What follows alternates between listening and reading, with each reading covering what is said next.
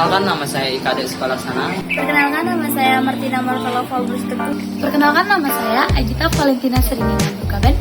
Perkenalkan, saya Putu Dinda Sasmita. Perkenalkan, nama saya Agripa Mario.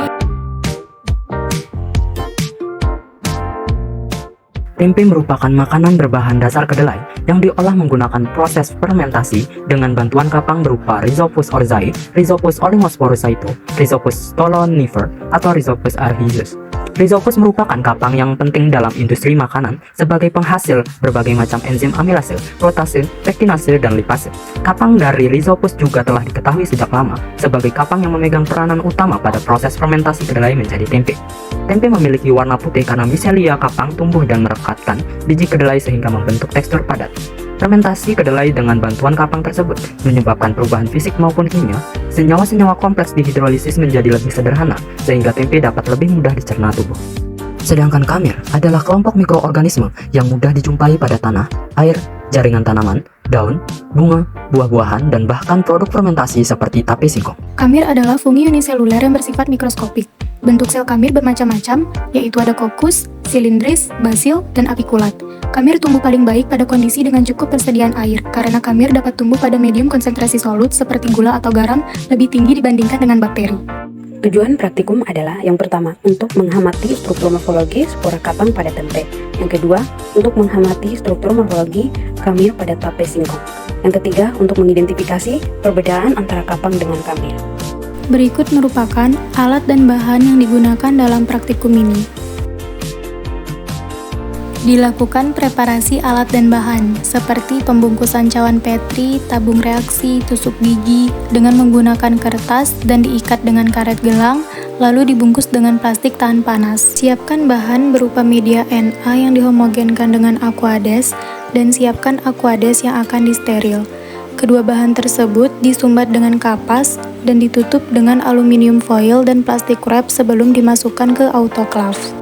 Selanjutnya, dilakukan sterilisasi alat dan bahan dengan menggunakan autoclave hingga suhu mencapai 121 derajat Celcius. Selanjutnya, penuangan media Na ke cawan petri dilakukan pada laminar airflow saat suhu media sudah menurun. Pada saat penuangan media selalu dilakukan di dekat api bunsen untuk menghindari kontaminasi dari kontaminan. Kemudian, cawan petri diletakkan pada meja LAF dengan kondisi cawan petri sedikit terbuka. Selagi menunggu media Na kering, dibuat larutan NaOCl untuk mengisolasi kamir pada tape. NaOCl yang digunakan sebanyak 5 gram dan dilarutkan dengan aquades. Kemudian, dituang larutan NaOCl sebanyak 9 ml ke dalam tabung reaksi. Tape yang digunakan sebanyak 1 gram, lalu dihaluskan dan dimasukkan ke dalam tabung reaksi yang sudah berisi larutan NaOCl. Kemudian, digunakan vortex mixer untuk mencampur rata tape dengan larutan NaOCl. Selanjutnya, pengisolasian. Pengisolasian dilakukan pada meja laminar airflow dengan catatan tangan dan alat yang akan digunakan harus disterilkan terlebih dahulu. Kemudian, diambil miselium kapang yang berwarna putih pada tempe tersebut, lalu diletakkan di atas media Na. Disterilkan kembali cawan petri di atas api bunsen, lalu dibungkus dengan plastik wrap dan diberi label berupa kode isolat. Kemudian, untuk pengisolasian kamir dilakukan dengan mengambil larutan tape dengan menggunakan jarum OC, kemudian dilakukan penggoresan di atas media Na dengan metode zigzag. Hasil pengamatan makrokopis setelah masa inkubasi, Senin 13 November 2023. Setelah pengamatan tersebut, diperoleh hasil pada kapang miselium berwarna gelap. Pertumbuhan tidak bagus itu diakibatkan oleh adanya kontaminasi oleh bakteri atau mikroorganisme lain yang terbawa oleh angin sehingga kapang yang dihasilkan tidak sesuai yang diharapkan. Sedangkan pada kamir terlihat adanya kontaminasi antara bakteri dengan kamir, namun bisa dibedakan antara keduanya kalau bakteri bulatannya berukuran besar, sedangkan kamir bulatannya sangat kecil.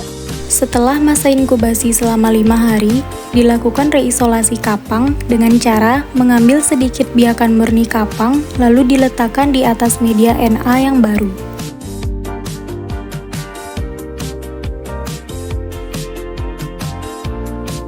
Hasil pengamatan makrokopis setelah masa rheolosasi, Kamis 16 November 2023. Gambar isolat kapang pada tempe dapat dilihat pada gambar di bawah ini. Pembahasan. Setelah pengamatan tersebut, diperoleh hasil pada kapang milesium berwarna putih terang. Pertumbuhan milesium bagus dan lebat. Hal ini karena isolat yang kami gunakan pada rheolosasi menggunakan isolat yang pertumbuhannya bagus tanpa adanya kontaminasi antara kapang dengan mikroorganisme lain yang telah terbawa oleh udara.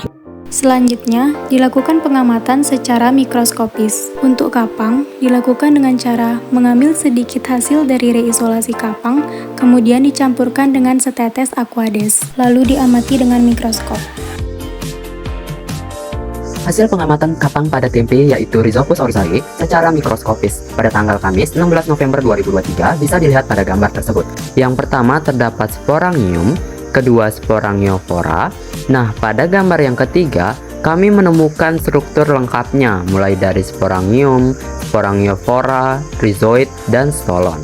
Selanjutnya, untuk pengamatan mikroskopis kamir, dilakukan dengan cara mengambil sedikit kamir yang sudah dibiakkan dengan jarum OC, kemudian dicampur rata dengan setetes aquades, lalu amati dengan menggunakan mikroskop. Setelah mengamati kamir secara mikroskopis, kami menyimpulkan bahwa kamir yang kami amati termasuk ke dalam jenis Saccharomyces cerevisiae, yang dimana memiliki bentuk silinder, oval, maupun bulat. Berikut ini merupakan gambar dan struktur dari kamir yang kami dapatkan. Yang pertama, kamirnya berbentuk silinder dan memiliki tunas, kemudian terlihat dinding sel dan inti selnya, kemudian kamirnya ada yang berbentuk oval dan berbentuk bulat.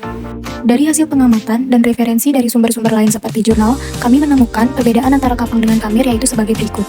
Yang pertama, kapang merupakan fungi multiseluler yang berfilamen atau mempunyai miselium, sedangkan kamir merupakan fungi uniseluler yang tidak berfilamen atau tidak mempunyai miselium. Yang kedua, kamir lebih efektif memecah komponen kimia dibanding kapang karena memiliki perbandingan luas permukaan dengan volume yang lebih besar. Yang ketiga, kapang sebagai saprofit dalam darah, sedangkan kamir sebagai parasit dalam jaringan. Kesimpulannya, kapang memegang peranan penting pada proses fermentasi kedelai menjadi tempe. Tempe memiliki warna putih karena miselium kapang tumbuh dan merekatkan kedelai sehingga membentuk tekstur padat pada tempe. Kamir merupakan fungi mikroskopik yang tumbuh paling baik pada kondisi dengan cukup persediaan air. Hasil pengamatan mikroskopis yang kami lakukan menunjukkan bahwa Rhizopus oryzae yang kami temukan memiliki struktur yang lengkap, yaitu sporangium, sporangiophora, rhizoid, dan stolon. Kemudian, kamir yang kami temukan termasuk dalam jenis Saccharomyces cerevisiae yang memiliki bentuk silinder, oval, dan bulat. Dari praktikum ini, kami dapat mengetahui perbedaan antara kapang dan kamir, yaitu kapang merupakan fungi multiseluler yang berfilamen atau mempunyai miselium, sedangkan kamir merupakan fungi uniseluler yang tidak berfilamen atau tidak mempunyai miselium. Thank you.